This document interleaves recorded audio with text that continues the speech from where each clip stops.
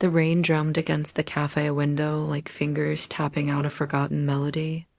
Elena Martinez pressed her palm against the cool glass, watching drops race downward, carrying away 25 years of pretending. At 52, she thought she knew who she was: architect, ex-wife, mother to two grown children. But as she pushed open the door to Between the Lines Café, the familiar scent of coffee and old books hit her like a revelation. Behind the counter, silver threading through her black hair like moonlight, stood Sarah Chen, the woman who had shared her dorm room, her secrets, her dreams, and the one kiss they'd never spoken about since 1993. Sarah looked up. Their eyes met across a quarter-century of silence. And Elena realized some truths don't fade, they just wait. Elena's hands trembled as she gripped the steering wheel, watching the familiar campus buildings blur past through her tears. The divorce papers in her passenger seat felt like a death certificate for the life she'd built, or rather, the life that had built itself around her while she sleepwalked through it. 25 years, she whispered to her reflection in the rearview mirror. 25 years of marriage to David, a kind man who deserved a wife who could love him completely. 25 years of dinner parties where she smiled at the right moments. Hosted book clubs discussing romance novels that made her heart ache for reasons she couldn't name. Raised two beautiful children who now live their authentic lives. While she was just discovering what that meant, the decision to return to Milbrook hadn't been rational. Her architectural firm could have relocated her anywhere: Boston, New York, Seattle. But something deep in her chest had pulled her back to this college town where she'd once been Elena the dreamer. Not Elena, the perfect wife and mother. Her phone buzzed. Another text from her daughter Sophia. "Mom, are you sure about this? Moving to the middle of nowhere seems extreme." Another from her son Miguel. "Dad says you're having a midlife crisis. Just buy a sports car like normal people. If only it were that simple." Elena parked outside the small Victorian house she'd bought sight unseen. A leap of faith that would have horrified her cautious younger self. The for sale sign still swayed in the front yard, and she laughed, remembering how she'd made an offer over the phone after seeing just 3 photos online. Her new neighbor, Mrs. Henderson, emerged from the house next door. At least 75, with silver hair and rollers and a floral house dress. She approached with the determined stride of someone who'd appointed herself the neighborhood welcome committee. "You must be Elena. I'm Dorothy Henderson. I knew your buyer was named Martinez, but I expected ... She paused, clearly recalibrating. "Someone younger? Someone with a husband?" Elena offered with a wry smile. Dorothy's cheeks flushed. "Oh, honey, no judgment here. My Harold left me for his secretary in 1987. Best thing that ever happened to me. Though it took me 10 years to realize it." As Dorothy helped her carry boxes, chattering about the best grocery stores and the yoga classes at the community center, Elena felt something loosening in her chest. For the first time in months, she wasn't performing. She was just ... being. 3 days later, Elena still hadn't unpacked half her boxes.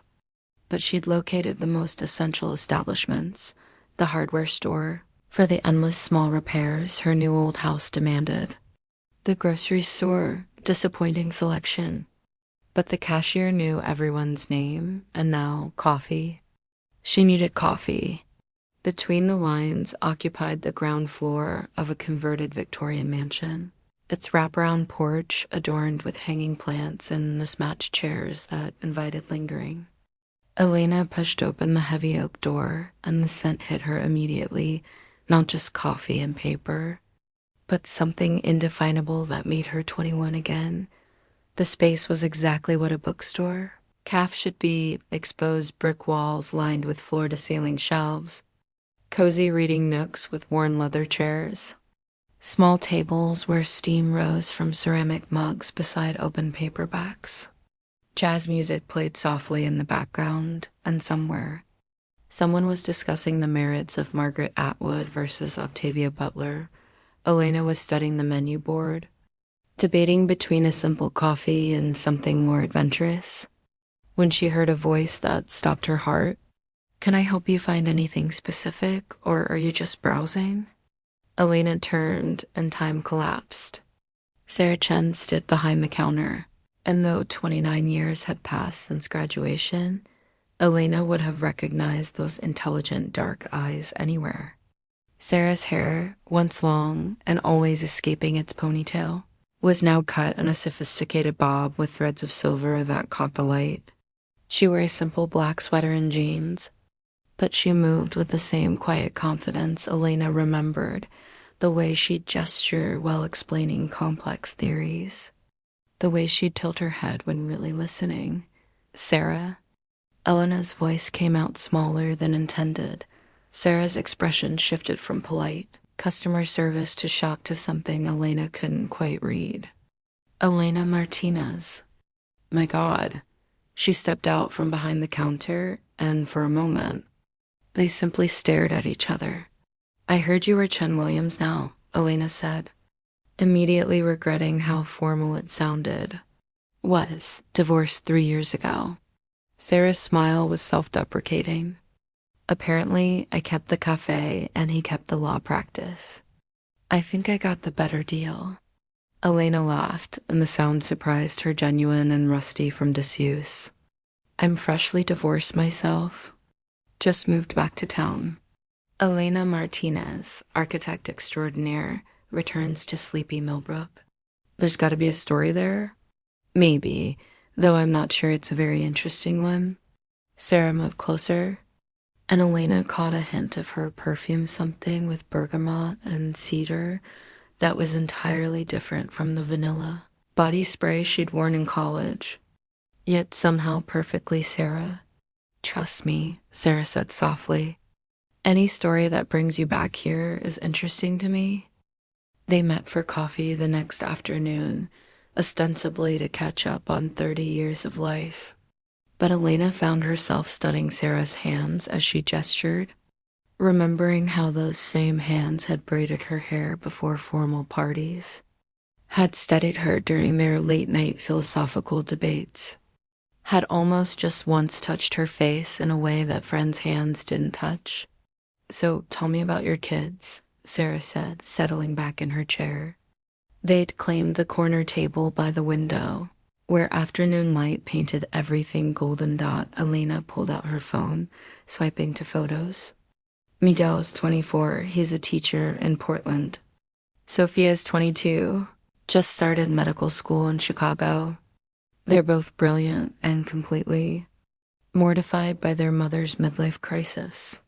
Sarah studied the photos with the attention of someone who understood that children were rarely just children. They were proof of lives lived, choices made, paths taken. "They look like you. Miguel has your eyes, and Sophia has your smile, that slightly crooked left corner that always meant you were up to something. You remember that?" The question slipped out before Elena could stop it. "I remember everything about college," Sarah said quietly, "including the things we never talked about." The air between them shifted, becoming charged with the weight of unfinished conversations. Elena felt 21 again, staying up until 3 a.m. in their shared dorm room, debating whether love was a choice or a force of nature, while carefully not examining why she never felt that force with the boys who asked her out. "Sarah, I need to tell you something." Elena's hands twisted in her lap. The night before graduation, ... the kiss. Sarah's voice was barely above a whisper. "We never talked about it. And then you were gone to law school in California, and I was engaged to David by Christmas, and we spent 30 years pretending it never happened." Elena nodded, unable to trust her voice. They'd kissed exactly once during a party at the Pi Kappa house. They'd been dancing, Elena couldn't even remember to what song, and suddenly they were pressed together in a corner. And Sarah's lips were soft and sure against hers, And for exactly 17 seconds, Elena's entire world had reorganized itself around that kiss. Then reality crashed back. Sarah had pulled away first, her eyes wide with something that might have been fear or wonder or both. They'd stood there, staring at each other over a chasm of possibility, until someone called Alana's name from across the room. By the next morning, they were back to being best friends who happened to share a dorm room. And neither of them ever mentioned it again. I thought about it, Sarah said no, her fingers tracing the rim of her coffee cup. More than I should have. More than someone married to a good man like James should have. Was he good to you? He was. That almost made it worse. He deserved a wife who was completely present, not someone who always felt like she was holding back some essential part of herself. Sarah looked up, meeting Elena's eyes. What about David? The same. God, the same exactly. Elena felt tears threatening. 25 years of being a good wife, a good mother, a good woman. And I was good at it, but I was never ... whole. Winter settled over Milbrook like a familiar blanket, and Elena found herself developing routines she'd never expected. Tuesday morning yoga with Dorothy, who proved surprisingly flexible. Wednesday evening book club at Sarah's Café, currently debating the emotional complexity of The Seven Husbands of Evelyn Hugo. Friday afternoon walks along the river path that wound through town, usually ending at Sarah's place for dinner and conversation that stretched. Deep into the night, they were careful with each other in the way of people who'd been burned before. But Elena felt herself unfurling like a plant finally receiving the right kind of light. Sarah had always seen her, not the architect, not the wife and mother, but Elena, the person who cried at sad movies and collected vintage postcards and had strong opinions about the proper ratio of coffee to chocolate and tiramisu. It was during one of their Friday dinners that everything changed. Sarah was cooking something elaborate with too many ingredients because she claimed cooking relaxed her while Elena sat at the kitchen island, supposedly helping, but mostly just watching Sarah move around the space with practiced ease. I have a confession, Sarah said, not looking up from the onions she was caramelizing. I Googled you years ago. More than once. Elena's heart skipped. Yeah? I found articles about your buildings, photos from charity galas. You look beautiful in all of them, but... Sarah paused, tasting the onions before adding more wine to the pan. You look like you were performing happiness. Like you were playing a role. I was. Elena studied her hands. I got very good at being what people expected. The successful career woman who could balance everything. The perfect wife who made David look good at company functions. The dedicated mother who never missed a school play or soccer game. But you were never just Elena. I didn't know who that was anymore. Sarah abandoned the stove, moving to stand in front of Elena. Without the barrier of the island between them, Elena could smell her perfume again. Could see the small lines around her eyes that spoke of years of laughter and disappointment and hard-won wisdom. I know who Elena is, Sarah said softly. She's the woman who spent an entire weekend helping me research a paper on urban planning because she thought my ideas mattered. She's the person who noticed when I stopped eating during finals week and showed up with homemade soup and terrible jokes until I laughed again. She's the friend who held my hand during my parents' divorce and never once said I told. So even though she'd warned me about James from the beginning, Sarah ... She's also the woman who kissed me at a party 30 years ago and made me realize that everything I thought I knew about myself was incomplete. Elena's breath caught. They were close enough now that she could see the flecks of gold in Sarah's dark eyes, could feel the warmth radiating from her skin. I've been thinking about that kiss for 30 years, Elena whispered, wondering what would have happened if we'd been brave enough to follow it. We're older now, Sarah said, reaching up to touch Elena's cheek. Maybe we're finally brave enough. This kiss was different from their first, deeper, more certain, weighted with decades of longing and the particular sweetness of a dream finally made real. Elena felt something fundamental click into place, like a key turning in a lock she hadn't realized existed. When they broke apart, Sarah rested her forehead against Elena's. I love you, she said simply. I have loved you for 30 years, and I'm tired of pretending otherwise. I love you too, Elena replied, and for the first time in her adult life, she meant it completely. 6 months later, Elena stood in the cafe during its grand reopening celebration, watching Sarah charm a crowd of locals who'd come to celebrate the expanded space and new community programming. The cafe now occupied both floors of the Victorian, with the upstairs transformed into event space for book clubs, art classes, and what Dorothy insisted on calling senior citizen speed dating. Though Sarah maintained it was just a monthly social mixer, Elena's architectural expertise had guided the renovation. But more importantly, she'd found her purpose again.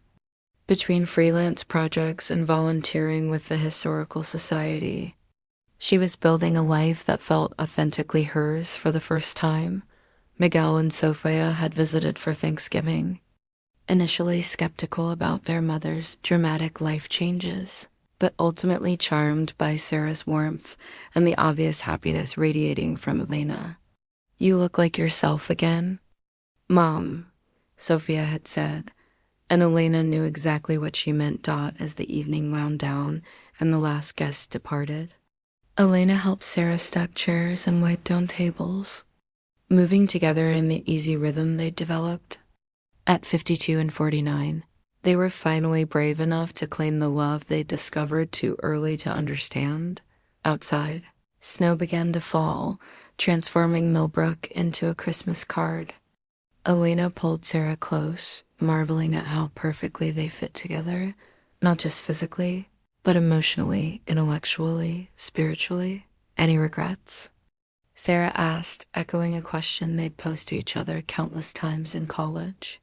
Only that it took us so long, Elena replied, then kissed her again, tasting possibility and promise and the particular sweetness of a love that had waited 30 years to bloom.